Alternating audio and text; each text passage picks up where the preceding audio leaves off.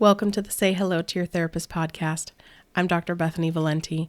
Join me as we say hello to Dr. Ritch Hall, a licensed clinical psychologist and the owner of PsychWorks Clinic. He specializes in African American cultural issues and has experience treating various presenting concerns, including ADHD, anxiety, depression, bipolar disorder, social awkwardness, and developmental life stress.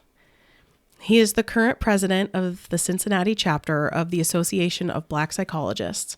He has appeared several times on Cincinnati's local Channel 12's Good Morning Cincinnati program. Ritch also has a podcast called Psychologize You, where he and his guests work to educate, inform, and reduce stigma around mental health topics. He's also a friend and colleague of mine. For context, we met when we both worked at Miami University Student Counseling Service. Shout out to them. Miss you all. Today, we are catching up and chatting about his work with men, his approach to therapy, and more. We joke at the end that we hope you're able to keep up with our energies and tangents.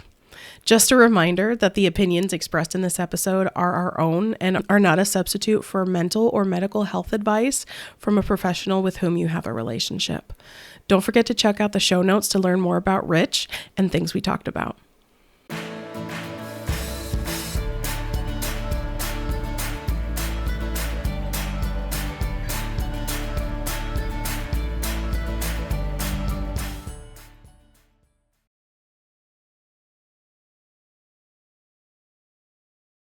Welcome, Dr. Ritch Hall, to the podcast.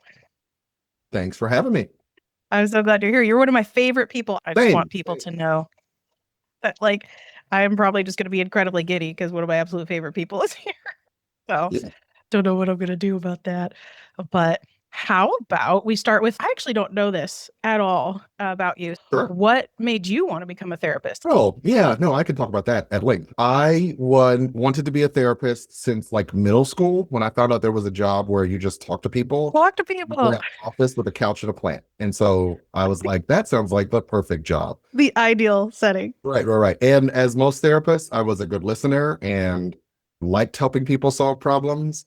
Mm-hmm. So someone told me there was a career path that I could get on that and would be fine. And everybody told me at the time, you're going to be rich. And it was like, oh, absolutely. I'd like to be rich. Just Richie Rich.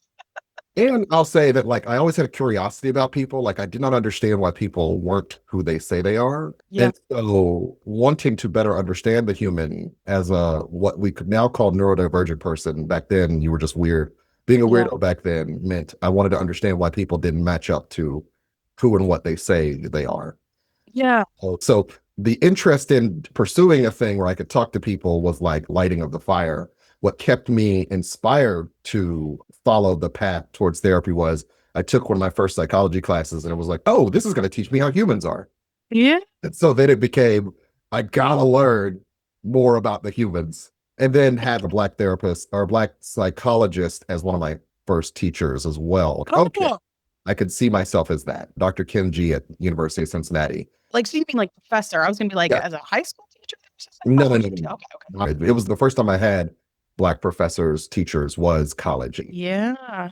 Dr. Kenji and Dr. Kathy Berlew. And then they went on to be my mentors. And still to this day, I can call I feel like you've mentioned them before. Yes. They are my triumvirate of Dr. Kenji, Dr. Kathy Berlew, and Dr. John Thomas were genuinely the people that helped me understand what it meant to be.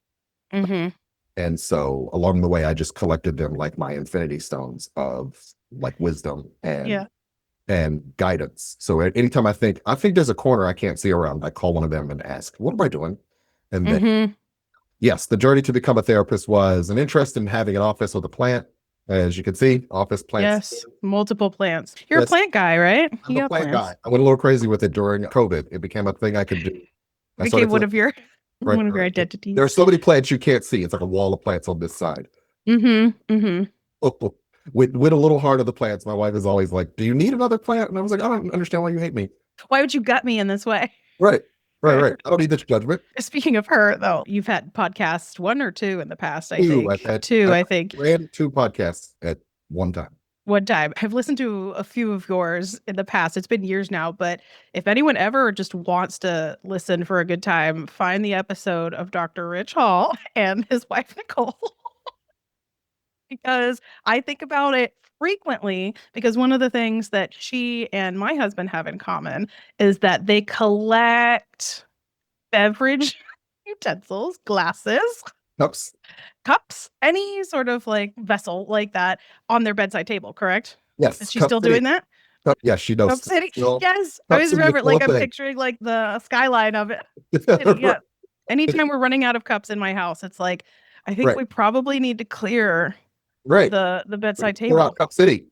Yep. Need to tear down Cup City and build something new in that area. Yes, no. So when you mentioned that about the plants, why are you judging me in this way? Right. Like Cup City. Cup City, Cup though. City, man. Cup City is right there. And you want to look over here to the plants, to all the greenery I've added to your life? Yep. Yes, no, Cup City is totally a thing. It is a frequent-ish in my marriage. And this is my water bottle. This goes everywhere. I just use the one water bottle because then I don't have to worry about cups. It always cool and cold, and I never could spill, right? So just fill it up. We're good. There are these booby traps around the house from drank something, set it down, and a day old coffee that I might knock over somewhere. Yeah, or the children or something. Right. Just around every corner. So yeah, that's one of the things, because I used to be much more like that with like, here's my one vessel, here's my water bottle, I'm taking it everywhere with me. And then started working from home, and that just has reconfigured how I do a lot of things and move stuff around. So I'm getting to be a little more similar to them, but still just tend to like stick. I actually will bring stuff back, you know what I mean, fairly regularly. Imagine making it back to the sink with the object you carried out of it might take a few times, but like, I'll do it, you know. But one of the things that really would throw me off was like, for having both of the kids, like there would just be water sitting around, and hydration was like just so key. And so I would just pick up one of the glasses that was sitting around, and I would just drink them, because I'm like, okay, he's not going to come back to it. Like, he will forget that this glass is here. Right. The only time that ever screwed me was that it was a lot older than I thought it was. And it tasted like a whiteboard. Like, it was awful. No. So I was thinking of risking your life doing that. Like, particularly now that you have kids, there's no way of knowing what they have in their system that's producing to your ecosystem. I would never do that. And my kids stick water bottles everywhere, and I just dump them in the plants is what I do. Yeah. Like, so they go somewhere, right? Like plants, or like I'm drinking it, or if I get the sense that it's super old, it's going in the sink, you know. I will water a plant in a heartbeat. My son now uses my office at home, and so if I see a water bottle, it's like, oh, plants, thanks. Because I'm terrible about keeping my plants alive, so it's like, oh, thank you, we're just leaving this here, I'm gonna put it there we go. So plants became another part of your therapist personality. Yes. It's actually like, I think it like keeps the office from being like, I'm a little, we haven't talked about it on the podcast, but Bethany and I have both discussed like we're both ADHD. That's probably part of why we like each other. We study each other along so well because we're so mercurial in a conversation. You'll notice that from this very podcast. We will follow each other very well. And so my office often has a clutter to it, but when you have too many plants, it just makes it look like a jungle. It doesn't make it junk. You know what I mean? Yeah. So in that way, I can overindulge. And for the most part, people are like, oh, it's very nice in here. You got it so nice. As opposed to, what are all these knickknacks? Legos. And it's like, I just was in a Lego phase. Are you not doing the Lego stuff as much anymore? Not as much. I'm out of the Lego phase. And what's funny is, on a personal note, I'm discussing deconstructing the office. And it's like, what am I going to do with all these Legos? Like, so many Legos. Lego minifigures. So this the little ones. I don't want to like get rid of them, but also like, where do I put them? I don't know. I put them in a box for a while, because once I do that, disappear from the world. Once it's dangerous. Yep, you can't see them; they're gone. Yeah, and some of them you could probably sell to some schmo who wants them. I don't know. Still considering. That's a inside baseball life thing that I'm thinking about as one step at a time. It's time to deconstruct that part of the office. Yeah. What am I going to do with all those records? I'm still listening to the records, but like, where do I move the record collection if I switch out the office? These are life questions that I think everybody has, particularly collectors like myself who. Yeah. Where does the space go for the collection? That's my biggest stress. Anytime I get into stuff, or like people are like, oh, you can like buy all these things. I'm like, I will lose them. It's another thing I got to organize. It's another thing that I'm going to not do well. So I'm very reluctant to commit to a whole lot of stuff, Like in terms of that. When I'm in it, I'm in it. I'm like, nope, now I'm learning leatherworking. I'm gonna buy all the tools for leatherworking, and oh no, I'm done with leatherworking, I guess. So moving on. Because they're doing leatherwork. Yeah, yeah. I keep thinking I'm We'll gonna come back to some of mine, but like, yeah, I mean, we talked about kids. Your kids are older than mine, so yes, maybe I'll be back into that kind of yes. stuff. No, once they get past a certain age, you can and you get the bandwidth back. Like Yeah, the younger they are, the more of your brain you're using to like keep them alive. And then once they start to handle those things themselves, then it becomes yeah, oh, I got time to think about stuff. What do I want? yeah, Huh, I think of yeah. records. I'm gonna go Yeah. for all the jazz records in a 40-mile radius. Because you went to grad school. Did you have kids while you were in grad school? Why do I feel like you Yeah, did? I do You not did, recommend yeah. it. The 1 star, do not recommend. Like kids are awesome, but to do it while trying to do a degree is Yeah. foolish. But at that point, so I went back to graduate school like 5 years. So wait, graduated in 2001, went back Mm-hmm. to graduate school in 2005. Okay. At that point, I was cruising towards 30 at that point in my life. Yeah. And so it became a matter of, do I hold off on these life things because Yeah. I had been dating my now wife for, at that point, 7, 8 years when I was at school. Mm-hmm. Like, how long do I make her wait to Right. get married and to do this kid thing? She's not getting younger. They start calling it a geriatric pregnancy. I think they're starting to move away from that language, but it's basically what they're Yeah, saying. so we're getting married. She's having these conversations with her doctor, and we're like, wait, what? Like we're in the risk zone already? Like, like what are we talking about? And so yeah, it was just a matter of like the first kid was an oops, okay, we're pregnant, let's do this. Second kid was a she wants a second kid. Third kid wasn't. And I will say that like my NQEs were done with a kid. My thesis was done with a kid in my lap, and my dissertation was done the last time with Victoria in my lap. So, That's no, amazing. It's crazy. So Yeah. I was actually into my dissertation, and I remember Victoria was born early. She was born in November, so she was 2 months early.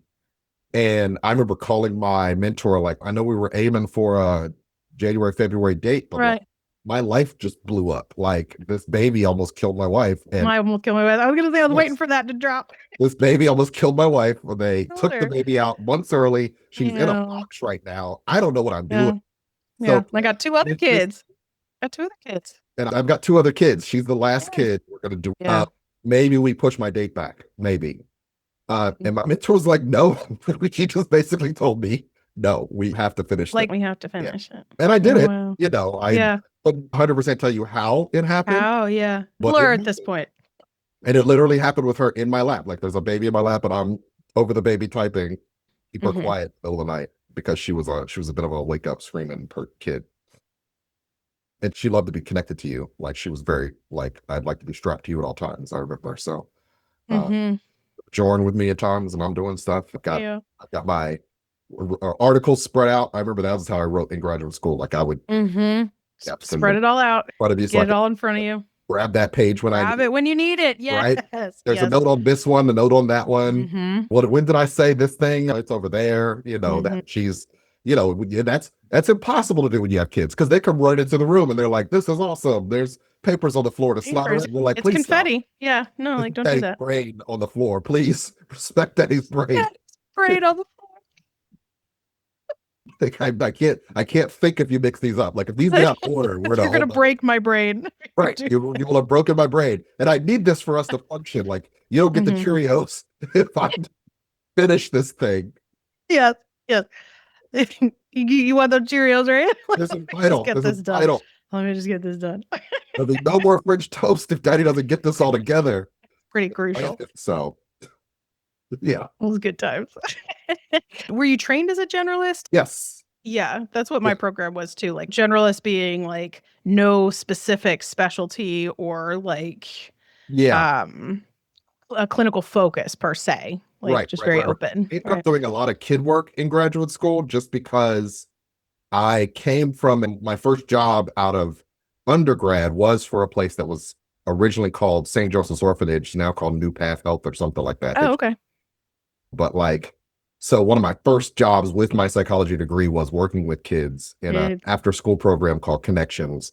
And I always told people that like, imagine every classroom has 1 or 2 bad kids in it who are probably ADHD, ODD, explosive disorder, whatever.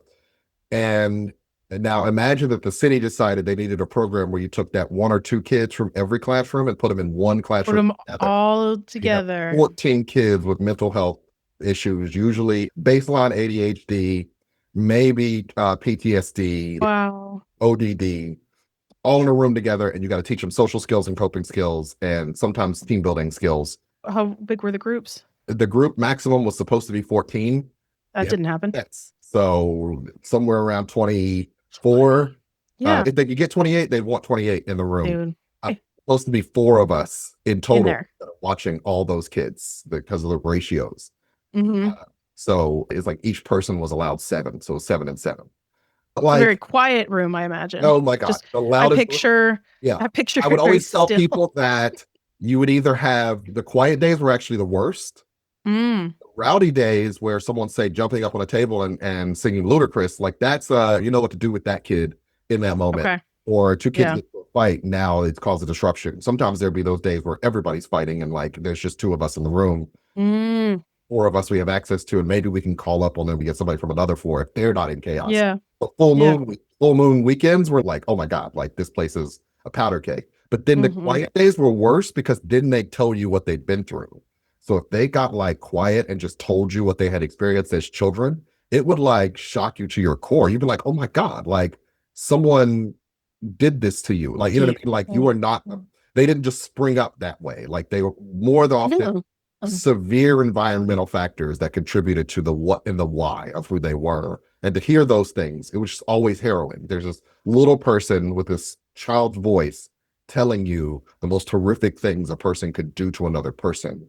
And then you're like, oh, okay, so now I understand why you spit and kick and, you know, bite adults, because victimized in ways that no person should, definitely not a child. And I'm not saying like, hey, every behavior they engaged in was justified, but there was a certain, like you were never taught to regulate. You were instead abused. You were never taught how to like calm yourself down. You were raged at, and so you only learned rage. And that there was no, like, we were the mechanism that someone created. Like, you know, I've done a lot of thought about this as I've developed my own agency. Like, society doesn't have the nets to hold people like that. Like, they leave it in the hands of the nonprofit sector.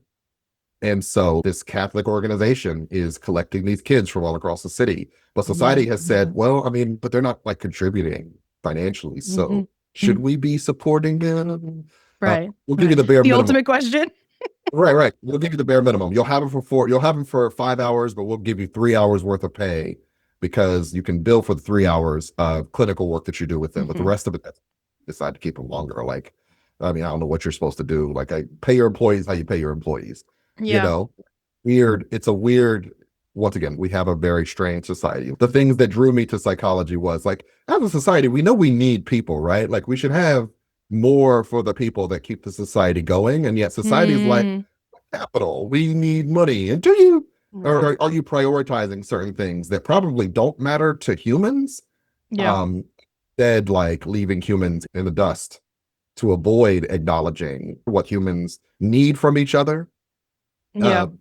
Thinking that's where I learned the philosophy of like some of those kids wouldn't be that bad if they just had like a healthy, functional human being with them all the time. All the time. Like, help to guide them. Like, oh man, hey man, don't do that. Like, oh, like that's not how we do that. Sit down with them and hang out with them for the day, and they they had someone to look to, someone they could respect and feel a certain amount of affection and affinity for. Those were usually my best successes. Was like I had the time to give that kid, even though there's 14, 13 other kids in the room. Like if you could just form that connection with the kid, then now I have a bridge to help them come over to the side of you don't have to flip out. You don't have to have to fight. There's someone who we have other choices. Right. But as a society, we're kind of like, nah, but I mean like, oof, there's so many other priorities. Don't you want a shiny new cell phone every year? It's like, no, we should probably be like taking care of the people that actually make this whole thing run because we need the people. But what do I know? That's why I'm not. I don't know. You haven't studied this. You don't work with people. Right. None of that. Right. And I can't. They used to call us bleeding heart liberals back in the day. But I guess I got to part because I care about the people. Just stop that. Yeah. I feel like, tell me if this is like my bias or just like because of, okay, I could talk through like why I'm thinking this. I'm picturing mostly boys in this group. Or were they all No. boys? Like, okay. Yeah, no. Okay. See, that's the It was thing. So that's why I was like, I was wondering if that was sort of like my bias, but also like, I was kind of then thinking, well, am I picturing that also because that's who would be sent there? You know what I mean? No. So it was kids between the ages of 6 or 17, Mm, um, all ages, like demographically, mostly black and white, just okay. because of the demographics of Cincinnati at that time. Right. And I probably like anytime there was a language or barrier or anything like that, like we weren't equipped to handle that. So, Yeah, that's fair. and so, yeah, developmentally, like they could be within many of them had like, what's the like mental capacity issues. My brain is blanking on the actual terminology for, Like the like, functioning? but not like we couldn't have someone with like a full autistic disorder or a heavy developmental delay. So Okay. they had a certain capacity. So you'd have a little white girl, who tell you that did 7 times versus a 17-year-old black kid who could literally rock you if he decided he was going to punch you one good time. Right. So, Yeah. you tried your best to maintain a level of respect and authority in that environment. I will say, like, as I look back on it, there is a fondness to it. There were some times where it was a really Yeah. good job. There was a lot of time where it was like the worst. Like, once again, you'd walk into a chaos, a cacophony of like noise and dysfunction. Yeah. But it did teach me. I remember I went to graduate school like thinking I could walk into any room, and if I could teach. I was gonna say you probably can't be fazed by much of anything these days. No, I've always felt no, like you were so open to yeah, whatever you were walking into, and now that I have that piece of your history, I fully believe that. right. To me, it's like if I can step into a room of 14 kids like that and teach them coping skills, there's probably nobody I couldn't do a platform Yeah. presentation. Like, give me a topic. A lot of times you'd be thrown in cold. Like, that was one of my skills. Like, something just Oh yeah. happened, got pulled out. Can Yep. you do this Yeah. for the hours? We can't hmm charge if we don't. And it's like, all right, fine. I will go in there and do a platform. Today's coping skill is optimism versus pessimism. Those are Mm. big words. Who knows those words? If people have done it with me, they know optimism is thinking good about yourself, pessimism is thinking bad about yourself. I use the word just to confuse them. You know what I mean? Like, I know with the spectrum of ability in this room, you're not going to get those words the first time. But if I repeat them Yeah. over and over, you'll learn a new Yep. vocab word. Learn that sometimes we look at life negatively, like we look at only the bad. How do we learn to choose the good sometimes, right? And so I'm doing that now. I would read all the manuals and then kind of mentally like shred them up. So there's Yeah. kind of what resonates with the audience when I start talking. And then I would never use the manual again. I would always just kind of freestyle it. Yeah. I remember when I was on internship interviews, I would say that I can do a group cold. And they were like, no, you can't. I was like, no, I can. Like, you want me to do a But group I about this table right have. now? Right. I've done it hundreds of times Yeah. in much more perilous situations than the people in this room. I'll do it right now off the top of my head using things like I'll genuinely freestyle it right now. There was like a moment where I was at an agency that was like a community mental health agency, and they were like, well, you could be called in. And I know my graduate peers could not do that. Like they were way greener than I was. A group on this table right now. It's called the Bears and Table speech. I've done it hundreds of times. Your brain is wired to be afraid of bears. So if a bear walks into this room, you're going to freak out. But table's been in this room the whole time, and you've probably forgotten what color the table is. You probably just assume brown, right? Or the carpet is what color. You've been standing on the carpet the whole time. It's kept you up. It's done its job. And yet you've ignored it. If a bear walks in, it becomes the most important thing in your life. Why? Because there's a threat. The bear is a threat. It's a genuine threat. The part of your brain that keeps you out, that goes into fight or flight, begins to immediately start asking, how do I get the hell out of here? You don't get into that part of your brain that like breaks things down into minute details. Like, is the bear wearing a hat? Is he on a tricycle? Like, there's no questions. A bear has entered the room. It's a bear. The main information is a bear. Now, in understanding this phenomenon, the bear is important. The floor is not. There's a lot of more things in your life that are the floor that you might treat like a bear because you're trained by virtue of your experience to be afraid of things because of what's happened to you in the past, because of what you've experienced, what you've gone through. So if we could, in the group time we have now, let's talk about what the bear in your life might be. Boom. Shut up. Yeah. Love that so much. Oh my It was God. a killer. So when I was at Lindner, I would do it. Anytime they said, Rich, Yeah. can you do a group? Absolutely. Bear and tables. We're doing bears and tables. And then they'd be like, that is so profound. Yes, the bear in my life is my mother. I'm sure. Yes. Tell me more about that. Some ideas on how she could deal with when her body gets activated, triggered. Linda was big, really. Linda set hope in Mason, West. You were like so ingrained into Cincinnati, like so many parts of Cincinnati. I worked so many places in Cincinnati. I did work at Beckett Springs because it just came up when I was coming out of graduate school. Yeah, it's a little newer in the VA, but other than that, I worked like every child. Most places. I did work for Children's, but I never worked at Children's. Like I've been in every pie in this city just because I was in the world. I've been here for so long too. Yeah. Because I know you're from West Virginia, but did you come to UC for school? I moved to Cincinnati in 1990 when I was in middle school. That's right. So at this point, like when people ask where you're from, I just say Cincinnati. Say Cincinnati, right? I spent the bottom 12 or 13 in West Virginia, and then the other, like I'm 47. Yeah, now we're at the majority. Right here. Yeah. And so I ended up at like Aiken High School and then graduated, went straight to UC. And then matriculated there for like 6 years because I'm a little neurodivergent. Didn't know at the time the ADHD was affecting how well I performed as a student. And then graduated from there, went to St. Joe's, and then went back to UC for graduate school in 2005. Was there for another 8 years. And then and then we worked together for, God, how many years were you at Miami? I was there for like 8 years. 8 years. From 2013 to 2020. I feel like you and I overlapped like 4 of those years. Maybe. What's funny is like that's such a muddy. If we take the COVID of it all out of the equation. Oh my God. Yeah. I know I started there in 2013. I did my internship there in 2011 to 2012, and then started there in 2013 as a full-time employee. And then I guess you came along. Yeah, that's what I thought. You've been there for a couple of years before because I started there in 2018. There we go. So yeah. Yeah. I remember Bethany Valenti. Name was Bethany Valenti. Here I am. No, your maiden name. It was originally your maiden name because you got married. Yeah, it was my maiden name. I got married. Yeah, maiden name. I remember the ADHD me had a hard time changing to your new name. Yeah, that's fair. Because we had been talking about your app as your maiden name, and then you show up. Because remember, it took me like a month to actually get started. They hired me, and then there was a mistake, and so I'm sure it was just like, this Bethany Hufford, she's coming, and then she came, and then like literally, also because you have an H name, and so you were going to be next to me in the mailboxes. That's why I was like, Bethany starts. Bethany right H, there. Bethany H. Yep, Bethany Hufford. And then like literally, I got married. I started in September, got married in November. Right. It was like, I met you with Bethany Hufford. So what are you doing? Why are you doing this to me personally? It's quite personal. Right. I just met you. You're going to change your name like in a month? Why would you do that? I know it's rude. Your husband, he had demands. We wanted children with the same names as ours. Sure. Patriarchy, whatever. That was good. So like that was a very generalist setting to get back to that. But then now you've always had some passions though, like of the work that you do. So even though you still see kids, you still see a pretty wide variety of presentations. Like, what would you say your big passions are right now? So right now, I'd say a lot of my passion is working with men. Like there are, there's only like 14 black male therapists, period. Period. I'm one of like 3 or 4 psychologists in the city that are male. If you broaden like males, out. Period. And then you get the intersection of like males and black.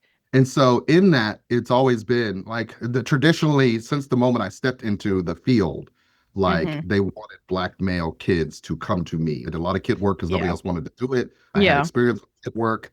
And then they were like, my son needs someone like you. And like, I'm a nerd.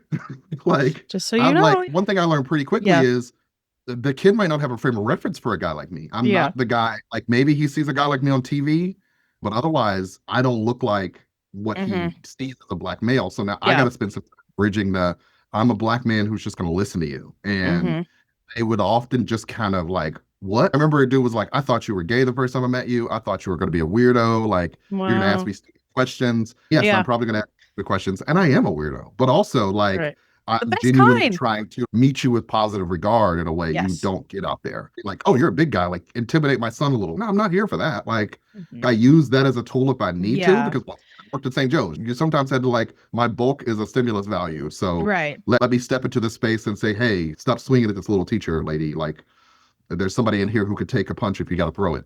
And also, like, tell me about your feelings. But also tell me about your feelings. Get great rapport. I'm not going to let you hit this little teacher lady. But I really want to know why you want to hit this teacher lady. Why do we need to hit her today of all days? Why do we need to take that swing? And why that swing in particular? I will say, going back to my St. Joe's days, that's when I learned that kids have a spectrum of curse words they can access, and they're not very creative. So you learn to not be insulted, because it's like, I've been doing this for like 6 or 7 years too. Like, dude, you haven't said anything I haven't heard before. There was like only one where a kid said something where I was like, what? Like, that was novel. Oh, no one's ever insulted me in that particular. I'm now your impressed. Kids have no idea what they're. No. So they could never even phase you. Yeah, no. Especially as they're getting into teenage not that I would ever tolerate. So I don't tolerate disrespect. Did you just call me names? What was that? Actually, no. We don't do that. Not in this house. Remember, we rise. Not in this house. We don't call names. But anyway, yes. So, like I said, it did prepare me for the field in a way, because it developed a callus in a way that's like, oh, this isn't. So in many ways, it's like the externalizing behavior is just the outer shell of whatever the need is.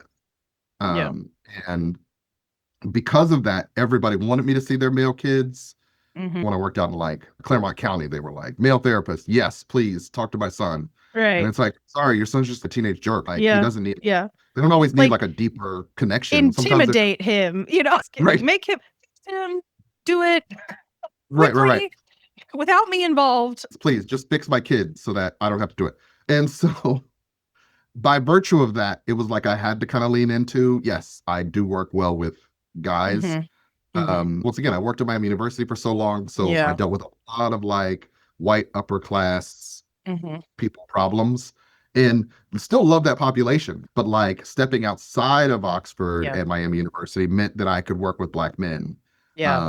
I'd never had access to before. I remember, can I tell this story? When one of the things that you told me when you started, so for our listeners, you were starting part-time on your own while you were still at Miami, and there were a couple things you told me as you started to realize, like, I probably need to make this transition into just doing this on my own full time. One thing you told me was, I am literally doing a full day of work, and I'm looking forward to the work after work more than like the day of work. And that is, first of all, just like so huge for you. But then the other story that you told me was the type of work that you were doing was like shifting, because even just like getting into a different age group, like someone told you to like F off or something like that. Like you gave them like a gentle truth or called him on something, probably, just straight. And he was like, you can fuck off about it or something like that.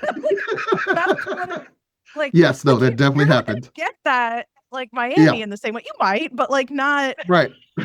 Like it felt different. There's something to that, Yes, there's something. It ends up being like a man-to-man conversation in a way. And so I remember not even being insulted. I remember laughing. Like, so I guess I got you. So the relationship was there. All right, but once again, I've been told to fuck off by a lot of people, sir. Right? I did 6 years in the trenches. So you saying it in jest right now isn't gonna hurt my feelings. No, because it wasn't just like it was like, right. But also, like, I know that meant I nailed you. So I think I did my job today. Check it out. I think I did the work. All right. And so that's one of the things that I love the most about it. Like when I could like man to man, like, hey buddy, like you can't keep treating your wife this way, or you really got to get to the bottom of why these feelings cause you to lash out. I think we think the marijuana is a cover for something, right? And because we built the rapport, we built the relationship, suddenly they're like, yeah, I need to do something about that. Or like, I can now say that I've been in this work for 3 years, actually 5 years. So PsychWorks has lived for 5 years, but I did 2 years part-time and now 3 years. Yep. I've got clients that I had at Miami. They went off into the world and then came and found you. Yes. And so now I can say like, hey man, you're in med school now and you're stressing about your exams. I remember when freshman you was all freaked out about exams. We had a similar you know what I mean? Now I've got like years in the tank with certain people where I could say, we did this before. It literally happened yesterday. There was a client who he's stressed out about his job and this girl that he's dating. And I said, hey, do you remember last year when you didn't think you were going to make friends at all after college? And now you're worried about a girlfriend. Remember 2 years ago when we were in college and you were worried about not having a job and now the job is stressing you out? Like, look how far we've come. Let's for a second reflect on all of this growth that's happened for us to have these problems, right? These anxieties that are stressing you today are not the anxieties that stressed you 2 years ago. So to have that spectrum of experience, to have clients that can come back to you, like that was always the thing in the college counseling situation. You'd have them maybe locked in for 4 years, 5 years, 6 years if they were graduate something, or do they just hang out for too long? But then, they go home for the summer or they just disappear into the world afterwards. Yep. Now they can just like pop, like I get clients every so often, somebody will be like, hey, I saw you at Miami. Are you available to be seen now? And I'm like, sure. If I can remember you were a decent human being. Yeah. Yes. So always, and that's always like you get an update on like, hey, whatever happened with that relationship? Oh no, that went bad. Okay. Okay. Well, now you get updates you didn't get before. It's always nice to hear. Because it's like, I always think that like therapy is like this weird because of the rules of ethics and all that. Yeah. I've become deeply invested in your personal life to the point where I might find myself like doing dishes and going, hey, did she ever call her mom about thing we discussed, right? Yeah. Therapy ends, you make all this great progress. I know you're doing better, but then like years from now, I might be standing in Chicago going, that's right, she moved to Chicago. I wonder how she's doing. I can't just look you up. It's not like another relationship where I could be like, hey, Joanne. Or, that's a thing. That's not a real person. But hey, Joanne, how you been? Like, you good? I just thought it passed through my mind for a second. Yep. I got like, 18,000 notes about you in my computer and just wanted to know now that it's been 4 years. Saw something, thought of you. How's the cat? Like, we talked about so many things. Yeah. I just got to let you go because ethics, I guess. But it's so important at the same time. Right. It's absolutely important. Barriers keep us safe from litigation. Yes. Sure. Yeah. But it's a weird, like, you are using all the tools of a relationship to form and to help a person change. But then you yourself have to kind of like become callous to relationships. Yep. And the endings of them. We often, all therapists joke about this when we're around each other. Like, people are like, you're not doing therapy with me right now, are you? Or, are you therapizing me? And it's like, no, actually, I'm off the clock. I'm not. I swear. Are you paying me? Right. You're not paying me because then I'm maybe tired. Right. I'm not working right now. I've explained to people like by virtue of what we do, we like there's I see people in layers the way normal people don't. It's like doesn't hear music the same as the average listener does. Yes, absolutely. So when I'm interacting with a person, I'm seeing things you probably don't want people to see just because. Register it. I'm not diving. If I'm not opening that door is like, oh, I heard something I might not have been meant to hear. I don't actually care. I'm not invested. Yeah. The worst thing you could ever do, the situation of when we were standing outside of a bar, me in graduate school, we were standing outside of a bar. It was like me and 4 other colleagues, and like some person comes out who is drunk and dysregulated and asks what we do, and it's like, oh, I know, this is weird. And he immediately like suddenly he's trying to have a therapy session with all of us, and we're like, guy, we were just saying goodbye to each other. Like, we don't want to do this. We actually were wrapping up our night. Right. And you're like opening yourself up, like fully getting naked in front of us right now emotionally. And just we're like, bearing your soul. Right. And we're like, no, we don't want to hear about that, sir. We just wanted to say we just wanted our night to go a little longer. Okay. Well, thank you. You truncated this goodbye. We're gonna continue on our merry way. Best of luck with that situation with your grandmother. Yeah. I feel like our profession is very unique in that way as therapists. Absolutely. Like so many other like doctors will be like, oh, like I saw you like like it's just like medical doctors, I should say, Yes. Like there's so much more openness to knowing each other outside of the work that you do and all of that. And our work, we can't. It's just no. And that's been interesting. I will say now that I'm a professional and work with other professionals, like they're very, like a doctor's very used to, like I call my lawyer friend if I have a question, or I call my dentist friend if I have a question, or my accountant friend. And we can be on call, but like if you came in the door as a client, people will, they toss you like, hey, this is a client issue. You should deal with that. But you can't just like use me as a resource, infinitely in the same way that you probably could in other professions. Like we've walled ourselves off in certain ways. Yeah. And I've had clients, like you got a professional client, it's like he's used to asking his lawyer at the end of a session, hey, you want to go grab dinner now? And I've had clients say, I've got another. Can't do that. I can't do that. And I might actually like genuinely adore the person. Right. Like of all actually, if I had met you in any other way, I would love to go to dinner next. I would love to go to dinner. I want to be friends with you. Yes. Not allowed. Literally, I can't. So here's what we'll do. Cut off therapy, come back in 4 years for your and we'll see how we work out. If still work. If we still click, Right. I will tell you, in that phase, you'll learn stuff about me you did not learn when I was put up the shield. And so you might not like me the same way. Like, that's the thing they never planned for. Once I learn you as a person, I might go, man. I mean, you were fun when you were just focusing solely on me for an hour. But now that it's like supposed to be about both of us. Ugh. We're like sharing now Right, mutually. right. But wait, are you making time for your stuff? Nobody ever accounts for the shift that would come Yep. if you actually became Uh, friends with your therapist. I was thinking about how you were wanting to talk about men's mental health. And I always remember when our boss at Miami did a talk on like men's mental health for like one of our professional development. And Mm-hmm. the amount that I still like just learned from just hearing you all talk about it was just so great. And I still remember you talking about that because I was like, this is so interesting because I was like, this isn't necessarily me, but I know that maybe a younger version of myself might have felt this way, or I could see other people feeling this way. You were saying how many times you've heard, maybe even clients. I forget if this was like you've seen this out in the world or if you'd heard clients even say, like, oh, I just really want like a sensitive guy. And then a guy like cries or has feelings in a certain way. And then Yep. it was like, ugh, like, no, they're actually supposed to not do that. Yes. Like the double standard there. I was Yes. like, man, that's probably so true. That Yes. sucks. No, like in a lot of the couples work that I have done is like I want him to communicate more and I want him to share openly his feelings. But also, do you have the capacity for his feelings when he needs to share them, wants to share them? Are you there to listen? Do you even have a frame of reference to hold his feelings? Because you Mhm. might not be used to in your lifetime a guy ever giving his feelings back to you in that Yeah. fashion.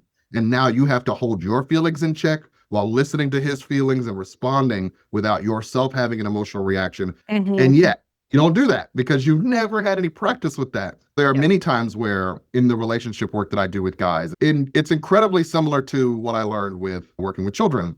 Like parents will Yeah. say, I want my kid to be different. But like, well, you understand, you've been raising this kid a certain way. When they come back to you different, are you ready to tolerate or be flexible to that difference? And Yeah. sometimes, by virtue of just how you've been through your lifetime, what you say you want ain't what you want. And Hmm. you might be disturbed by what you get because now I got to feel something about your feelings and I don't know how to do that. How am I supposed to support you in that? Or Right, like, I take right, issue with that. right, right. I'm going to And have a how do we reaction. now that we have language for feelings, how do we work through that?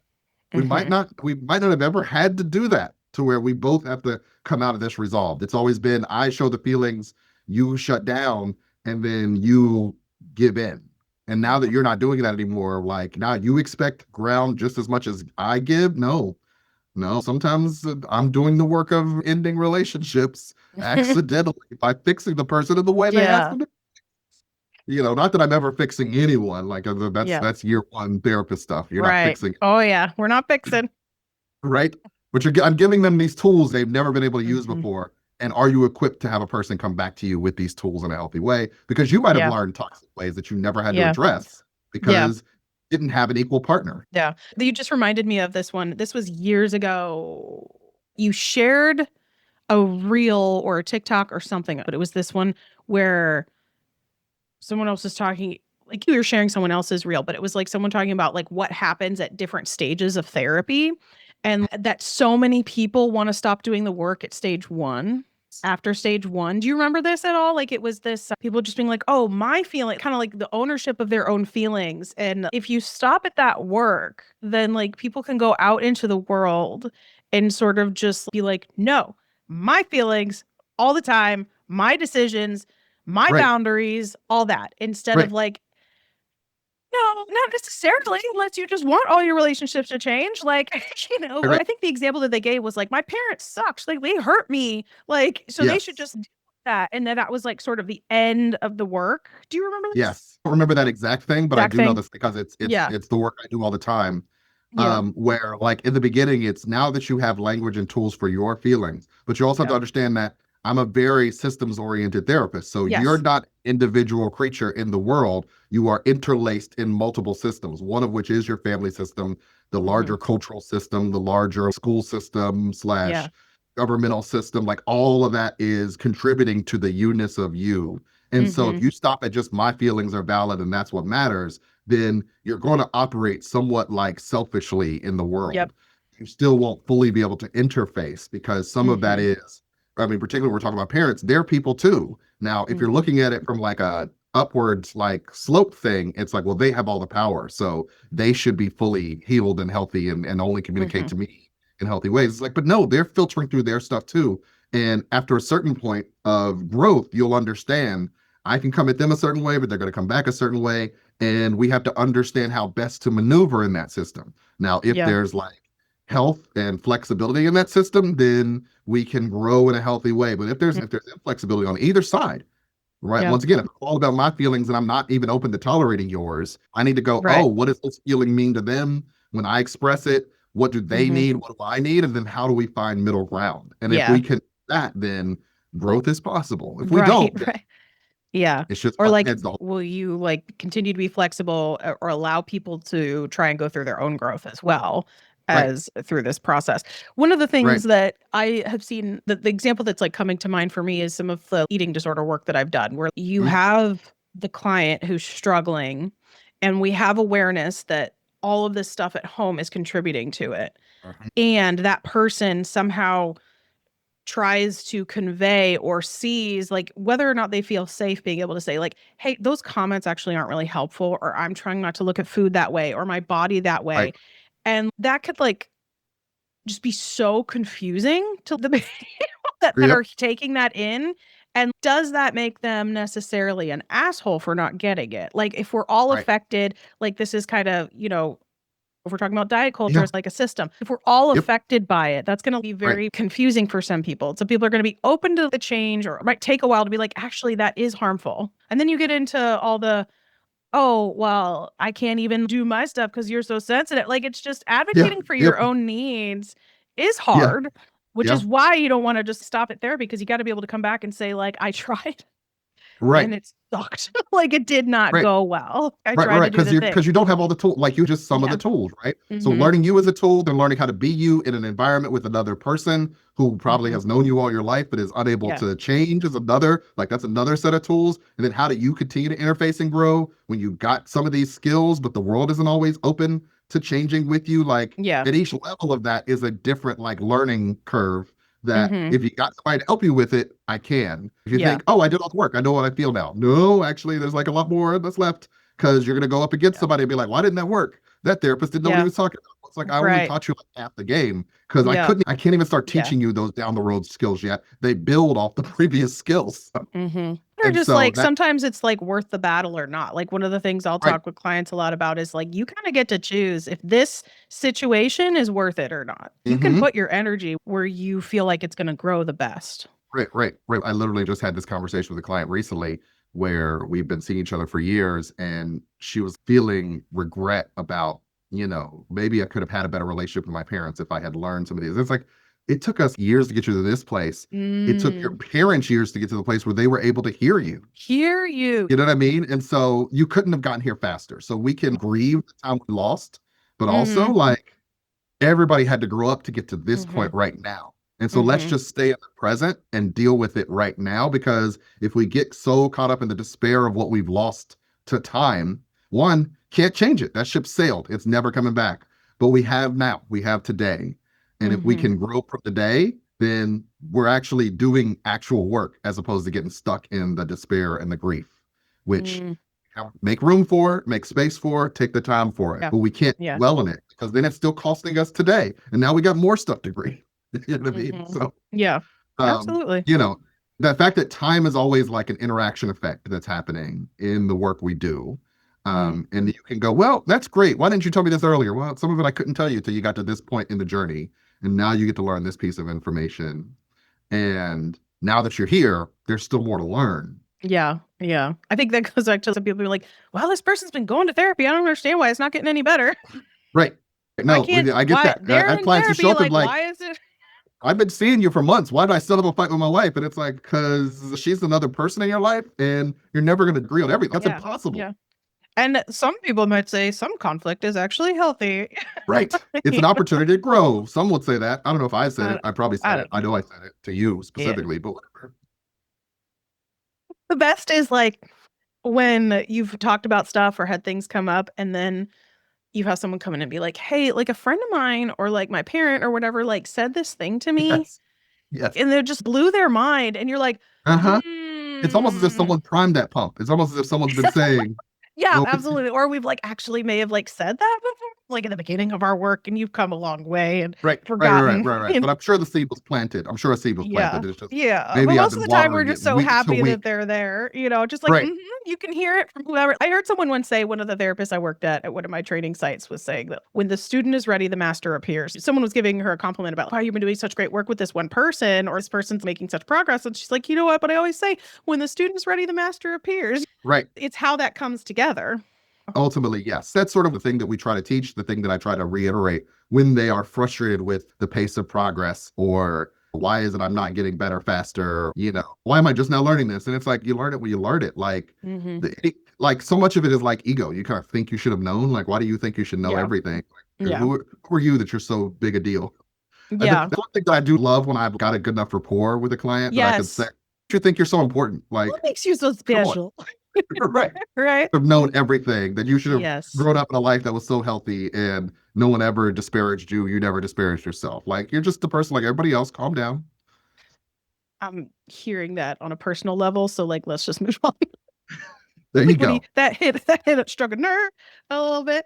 Why don't you tell me about your group? So, once a month, I run a Black men's mental health support group. I run it out of North Side. There's a former church, now community center, called the Heart of North Side. That's been very supportive of me over the last year. We started this group in June of 2024, and it has been going strong. There's a good just strong started 5. This. I can't believe it's been a year. That's amazing. There's a strong 5 members that show up at least every week. Everybody wants to make it, even when they can't. It's the first Saturday of every month at 1 p.m. at the Heart of Northside Church. And it's a good hour. We have some really great conversations. It becomes an opportunity to like check in with each other. We always do a check-in in the beginning. In the middle is like the discussion portion. Sometimes a guy will come and say, hey, I want to talk about issues with my daughter, or I want to talk about issues with my dad, or, I'm trying to get a job and I'm really frustrated. Like, they bring their real stuff to the room. I love that. The first few sessions were me like, let's talk about legacy. Let's talk about a theme. But like the people who've been coming regularly for the last year, they come and they say, you know what, this week I'm really sick of my son. Let's talk about why and what do you guys think I should do? And they give advice, and thank you, brothers, for the advice. So they're really able to be vulnerable in this space. And the best part of group work. I love that so much. I love that I get to do that. And actually, it's a really heavy lift administratively to like coordinate, try to get them to come and everything. I keep saying we need another week. We can't just do it once a month. But from coordination and billing side and all that, it's like, how do we make that work? I want to do more of them. That's my time I got to give to do it. But I do. It's one of my favorite parts of the month is getting to like go back into that church basement, former church basement. It's one of the reasons I love it. It's a 1970s church basement with the paneling walls and metal chairs that have been there for like half a century. Like the absolute what they always put in shows and movies of like what a group. It is absolutely, it's a set design. And I love that. The guy who was born in the 70s and watches a lot of television is like, yep, this is where you do this. Turn on the fans. And like I said, the guys seem to love it. There's a guy who was driving down from Dayton to go regularly. Cool. We had some reach in the group, and it's been a very fun and fulfilling experience to get the opportunity to help and support those guys. What is the age range for the group? So it's 18, as old as you feel like walking in the room. We had a 70-year-old who was coming for a while, some older guys, a couple of retired guys. Usually they're around 30s to 40s, a couple of 50-year-olds, but like it's a spectrum. We've never, we don't have an 18-year-old showed up. We've never turned them away. And they seem to, the 18-year-olds, when they show up, they're like, this is cool. I like this. But then I forget by next month or something. I don't know what happens. Right. But like we're open to it. It's a rolling, always open whenever you want to come. Okay. You can always reconnect with the source kind of thing. That's awesome. Yeah. And so if someone was listening, like as a potential male client, like what do you think would be telling of what they might want to look for in a therapist, or maybe of what they might need going into therapy? Because I know many of the times, like what gets you in the door isn't always what you're there for, in a way. I'd say you kind of want somebody who you feel like you can talk openly with, understands and gets you, like you feel comfortable. Sometimes you'll be in the room with someone and they think that you're the better therapist for them, but like they're not quite ready to do the work with you. Now there might be someone they're more ready for, And in that case, find that person. Don't feel like you got to go with the first therapist you find. Because there's so few of us, because so few of us have openings, you might find yourself concerned that you miss an opportunity if you don't take this first therapist. But like, you really want someone you're comfortable with, you feel like you can open up with. And when you start sort of being willing to share you, they get it. So you want that. That's a feeling that's hard to describe. But when it's working, like the therapist knows, we feel it when they're like, oh no, we're in a flow. We're doing good. Yeah. And we both feel like we're stopping and starting and we don't have much to say and I don't know what else to say. And now we're just talking about TV shows or something. It's like, oh, there might not be a good connection. So it's like I often tell my Black clients, you want to be cool, but not so cool that you feel like I'm just talking to one of my boys. There is a line that is, I'm comfortable, but you also check me. You don't just let me get away. Yeah. Like the companionable piece there. Right. Like, right. We're companionable enough, but there's still, like you were talking about the relation stuff earlier. Yep. We need a good relationship, but we're still not like if it's a full friendship thing, then we would just talk about TV shows the whole time. You want to feel like telling me to fuck off. Like, I just tripped the wire and you're like, I don't feel comfortable in this space anymore. And I'm like, are you sure you don't want to go deeper? Because I'm going to go deeper. I'll let you walk away, but I'm going to put a pin in it and I'm going to bring it up later, not in a critical way. And so you want to be able to feel comfortable, but also comfortable but challenged, I think, is the key. Yeah. What if they just look like a real nerd like you? Just kidding. Like you said, like some people just look at you like you're real nerdy. You know what I mean? No, that happens. Like you can't see him, but there's a Iron Man head behind me. Yes, I was hoping we could get to that. I was pretty sure Iron Man.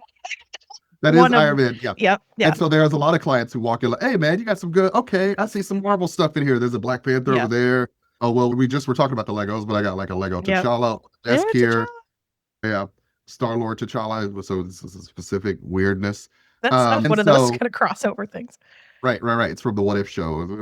I was going to say the What If show, but I haven't watched it, so I wasn't confident enough to say. That's where it's from. My other office has a poster of him. But yeah, so they walk in and they see kind of this nerdy stuff. I like that the office was not like, I was never going to be one of those therapists who had like a super sterile, you don't know anything about me when you step into my space. Yeah. All those little touches. Once again, if they're nerds, like hey man, you watch Marvel movies, huh? Okay, you're cool. You're cool. It's like, I mean, I am a human being still. You're only going to see shade of who and what I am, but it does put some of them at ease. I'm not this stodgy, like button up, like, no, I'm sorry, we can only discuss the feelings portion of your life. Like, please only use feelings words. Yes. Like, I'm cool, and I might drop a movie reference. I might be like, hey, so Sam Wilson was afraid to pick up the mantle of Steve Rogers, and he had to find within himself the strength and not just hand it Lucky, because it's not the super soldier serum that makes you a super soldier. It's inside you all along. Yes. I love being able to pull out the quotes and stuff like that with clients. Because sometimes it'll pop in your head and you're like, do I have to explain this? Or can I just say it? There was one time years ago, this client, but I forget what we were talking about. It might have been his depressive view of himself, just really on himself. We were talking about his growth or whatever. I forget what he said. And I was just like, how about no, Scott? Like,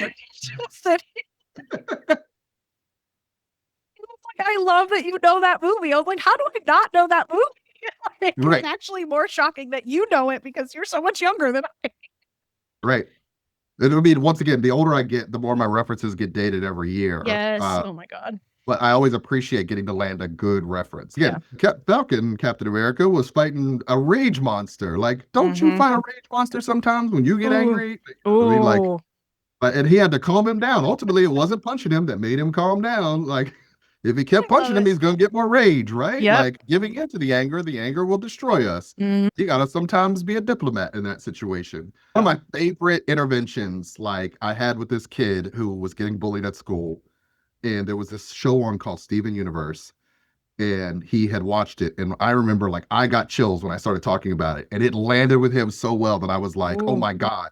But it's also because that show is so, like, at this point, it's been out of the public consciousness for so long. Yeah. I remember I was telling this kid, like, Steven Universe has a bubble of protection around him that is the result of his mother's love. Like, his mother died in childbirth, giving him his star, his gem. And so whenever he is under threat, the bubble comes up automatically. Like, he doesn't even have to tell himself to do it. He can learn to control it. He could use it for defensive maneuvers, but ultimately his power is a bubble that comes around him. That is the gift his mother gave him, the love that she gave him, so that he'd survive in the world without her.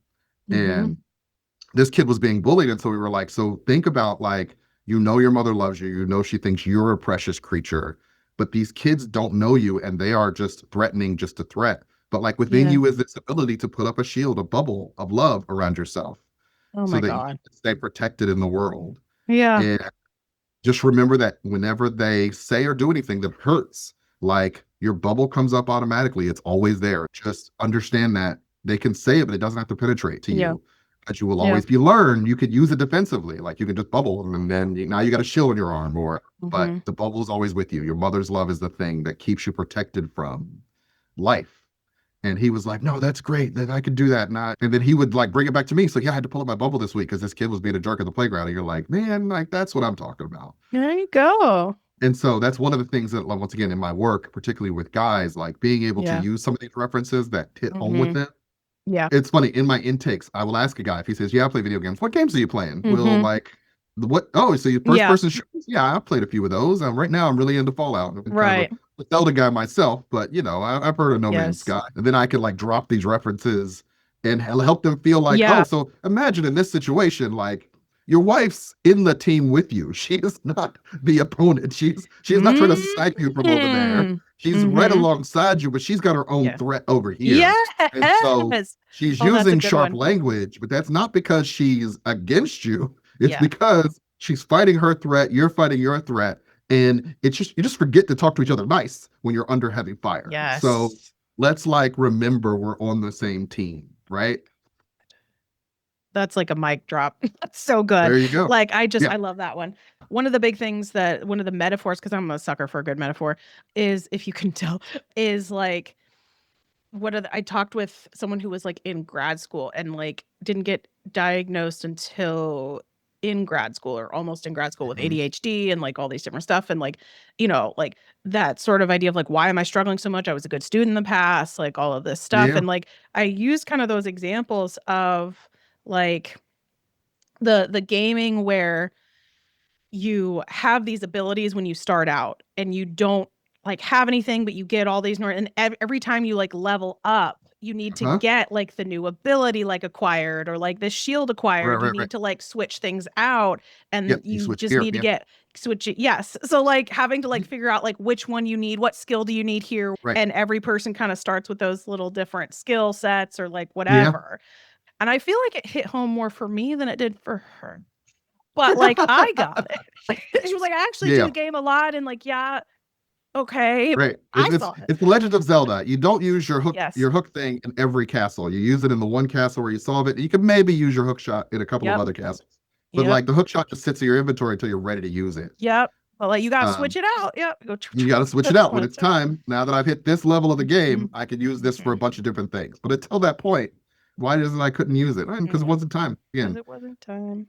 Time is an interaction effect in growth. You can't do it without time passing. Oh, yeah, it's fascinating how that works. Right. Well, are you ready for our wrap up rapid fire questions? Okay. Hey, it's your show. So where are you licensed? So I'm licensed in Ohio is my main license. So I have a clinical psychology license in the state of Ohio, but I also have a PsyPack license that allows me to practice in 48 states now. Last I checked, it was like 42. It'll be 48 before we know it, I'm sure. I think Missouri just came online. So oh, nice. Yeah. So I can practice telehealth in a wide spectrum of states across the U.S., which has been helpful. Once again, when you work with college students, they go all over the world. Traveling. Being able to follow them, it has been very helpful. It's I felt like the hard part about a PsyPack license is like I don't market in any of those other states. Yeah. So people don't notify me. It's convenient if other people. Yeah. Do you have openings right now? I have a few slender openings. Slivers. Free on a Wednesday at 2. Right. Free on Wednesday at 3 every other week. Tuesday 3 or 2. You can get therapy tomorrow. How about you have like 3, right? Staff members? Yes. Yes. I know. I was like trying to think of the right term. Yeah, no. Because they're not like, they're not trainees. Not really, no. They're all, I've got 2 postdocs and LPC. That's right. The postdocs are both female and then the LPC is a male. They got openings. He's working on getting his LPCC. So I think he's not as heavy a client load right now. and I'm pushing my postdocs. Both my postdocs are trying to take their licensure exam soon. But one is just still recruiting clients. So, Okay. yeah. And what is your theoretical orientation? So I'm a heavy CBT, second generation DBT. As I said, I'm very systems oriented. I always say I look at the work through a systems lens. Yeah. I have done a lot of motivational interviewing work because of my history. Like at Miami, I was the drug person. So motivational interviewing is a key sort of cornerstone of doing substance abuse work. How do I get you to motivated to stop doing the thing you enjoy? So I always say I'm a CBT, DBT, motivational interviewing through a systems lens is I think the way I say it. A little bit of interpersonal thrown in, like generally eclectic. Those are my cornerstones. Those are the pillars. Yep. Do you take insurance? I do take most of the insurances. Like you can never say you take all the insurances because it's you cannot. Random insurance that shows up. You're like, what is Amira Health Carnitas? Like what? Carnitas? Custom design benefits. Yes. I'll call the number and see how quickly we can get you in. But I have gone through the painstaking work of having myself to most of the major health insurances in the city of Cincinnati. And so every now and again, I'll hit a speed bump that is what? I don't know. Yeah. Sure, let me see. Let me look into it. And your team takes it too, right? Like some of them do. They can take some that they can supervisory build in. They cannot take all of the insurances because everybody doesn't play nice. This is true. And current fee? Out of pocket, I am $200, but I have a sliding scale. Which your team is like similar, right? Yeah. They are I think $150 a person with a sliding scale. So and we're willing to work with you a reasonable amount. Yes. And you are online and in person? Hybrid practice. So I work out of my Cincinnati office Monday, Tuesday, Wednesday, where you can be seen in person. I'm at 4015 Executive Park Drive, so right off of 275. I've been there. It's lovely. Yes, she sat in the chair over there. Right there. And completely forgot there were blankets. Yep, I did. Sorry. The blankets are always there. It's a leather chair, so you got to protect it. Plus, the blankets make it warmer.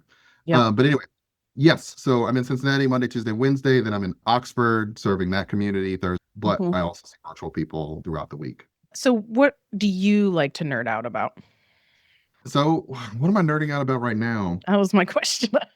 That's the thing. Like, what do I nerd about? Video games, Legos. We've already covered some of that. Yep, some of that. A big movie guy, a big Superman guy. You read too, right? I read a lot of detective novels. Just finished like 2 of them, like within the last couple of days. I'm reading some science fiction stuff. 3 Body Problem. I read that. That one. Okay, I've heard that's great. I've heard it is great. It's weird. It's weird. It's like it depends on how sci-fi you are because it's hard sci-fi. Hard sci-fi. Sometimes it's literally like a physicist telling you this is how physics works. So you're like, can we get back to the aliens, please? Yeah, that's like how I've heard how Moby Dick has literal chapters on whaling, and you're like, I just don't. Is that necessary? Let's get back to the pursuit. Let's get back to Ahab being a crazy person. Let's do that. That's the fun stuff. Exactly. So I was really into Foundation for a little bit because that was a fun show to watch. It just wrapped up its 3rd season. I feel like the 3rd season let me down a little bit, but I don't know. We'll see what they do.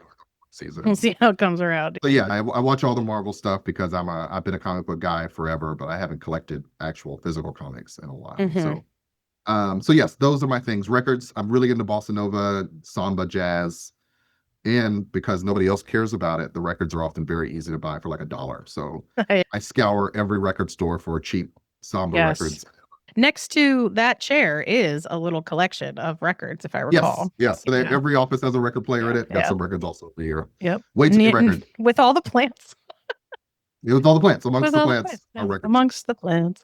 Just because, we're also talking about relevant examples. Like, does your house do any K-pop Demon Hunters right now? Like, no, we're not there yet. Not there yet. Okay. Yeah. No. Victoria's got her own interests for sure, but I haven't heard of that. She likes Squishmallows still. Those are like literally she has a bucket of Squishmallows. Some of that's also my fault. Like I would go out of town and be like, oh, Squishmallow. They're so easy to grab, so cute, and so squishy. And then you realize this is a problem. Pile of them now. They take up space. They do. I recently started actually using them as full-on pillows on our couch. So I'm like, okay, I feel less weird about this. There you go. That's an approach. So What was the original question? Oh, I was just asking my curiosity about if you guys had gotten to K-pop Demon Hunters. Yeah. We do, like, as a family, go to all the Marvel movies whenever there's a big one of those. Yeah. Although I don't think did I take the boys to Fantastic Four? I think so. How was that?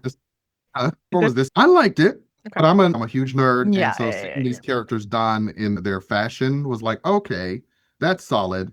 Is it like Captain America Winter Soldier where I'm going to watch it 70 times? But I liked it while I was in the theater. What are things like, did it give me an experience? Did I feel something? Did I go on a journey? Like, that's Did I connect with it? Absolutely. Was it a good hour and a half or whatever? Yes, it was fun and interesting. We'll see. Have the replay value. And what's something that you find comforting? Comforting? Sweaters. Sweaters, absolutely. Sweaters. Warm mug of tea is comforting. Yeah, samba jazz. That's my part of the reason I got into samba jazz was because when COVID happened and we were all trapped in the house, and I needed background noise that wasn't like disruptive. To try to do sit down work, like just feeling so cooped up, and so it became my to not feel so. Working in silence is like painful for me. Right. Right. I can do it if I lose track, but if I know I'm going into it, I need to sit down and work, then the record, you let it start playing. Yeah. And the good thing about it was, records are about 20 minutes. So in 20 minutes, you'll get a reminder to get up, change the record. Move around. If you want to fall into a flow state, just let it, notice it. Yeah. Right. You've already referenced it, but the next question is coffee or tea. So how about we ask, do you do coffee at all? I hate the taste of coffee. Yeah, I hate same. the taste of coffee. I'm one of those weirdos. I don't understand why people drink it. Are you still doing the Earl Grey? Is that still your go-to? Earl Grey. So I switched over to Peppermint Peak, which I'm afraid they're going to stop making. But what is that? I was going to say, I don't have a box in this room. Is it the same? It's the same? Lipton? Okay. But it's like a peppermint with bergamot and something else in it or something. It's nice. Yeah. I love it. And I'm always afraid that it was like a Christmas flavor one year. Yeah, sounds like it. But I'm afraid one day it's just going to disappear and I'm going to be like, oh no, why? Like the Earl Grey. Often how it happens with me, like I'll like something like an Earl Grey and then switch over to some niche like thing that nobody likes but me. And then the company's like, there's like one dude in Ohio buying this. We should not keep mass producing it. We're just supplying him at this point. That's what happened with me and lavender mint soap. Old Spice was making lavender mint gentleman's blend. And they discontinued. I knew it was coming because I was like, wait, it's not on the shelves anymore. They're going to stop making my soap. I love this soap. And they stopped making the soap. Oh my God. Now discontinuing of products, like I get it. And I also get so frustrated with it. It was like, why? Like that was actually a good thing, especially when you are, me and you just discovered that this product exists. And then it turns out that they stopped making it. Like when you get a BuzzFeed article that's like, hey, look at this type of soap that's really good for your skin. And you start looking at it, looking for it in the stores and it's not there. It's completely gone. Yeah. It's gone. Right. If you're me, it's like I bought like 18 things of this soap because that's my soap now. Yes. I'm all in on just this soap. Any other type of soap, no other scents. No, get away from me, Cocoa Butter Shea. I don't want you like Dial, Mountain Spring. Get out of here. I just want lavender mint for the rest of my natural life. And then the company's like, but you want it though. Like nobody else cares. It's just you. But again, don't my feelings matter? Like I matter. Don't you want my dollars? I was giving you all of my dollars. You can make small batches. Just I will take you know what? I'm that guy. I will take a small batch of because nobody else has the foam you guys got. You got a good moisturizing foam that other companies haven't quite figured out in regards to lather with hard water because you're out of PGs, out of Cincinnati. So you know how to get the foam just right. Like, go. And go to other companies. Are you still doing Old Spice though? I've got one last bottle. Oh, you're really about to come to an end. It's coming to an end very soon. We need to get you some sort of sample, a sampling of all of the Old Spice scents. Yeah, I could try. I don't know. They do have another lavender, but it's not lavender mint. I like the lavender. I like that little bit of mint on it. But it probably didn't. Like to a neurotypical person, it's like it's just soap. But like to me, no, this was my soap and I lived by it. Yeah. They took that from me for no reason, just because nobody cared. Because the bottom dollar, baby. Right. Capitalism strikes again. What is your favorite skill to give clients? Insight, really. Like, how do I help you figure out the you of you? Learning yourself. Because if you do that, like, without pathologizing yourself, then what do you don't need over here to teach you to think of yourself differently. Like insight's the real superpower. I feel like Yes. It really is. If you have insight, you can do so much. Sometimes when they ask, I try to explain, like, I'm a brain outside of your brain that's saying, maybe don't look at it that way. Maybe don't look at it that way. Maybe don't look at it that way, until you start to integrate that into your, like, I heard you saying, I probably should look at it that way. Well, it actually wasn't me because I wasn't there. That was your brain finally waking up to the idea that you didn't have to see it that way. And now you might not be a crazy person. You might just be a person who has experience in life, the way life happens, and you feel things. And it's okay. Like, it's fine. It's fine. Yeah. Where can our people find you who might be listening? Everywhere. You are pretty everywhere. If you haven't seen him on TV already or on the TikTok. Right. I did a really good job marketing myself in the beginning. I've panned off of that some because people keep coming in the door. I'm at PsychWorksLLC.com on the interwebs. I am PsychWorks Clinic on Instagram and TikTok. I don't think I have an X account anymore, but I show up on Threads every now and again. Yeah, you're on Threads a lot. PsychWorks LLC and Facebook and all of those spaces. So if you're really interested in what I'm doing out here in the world.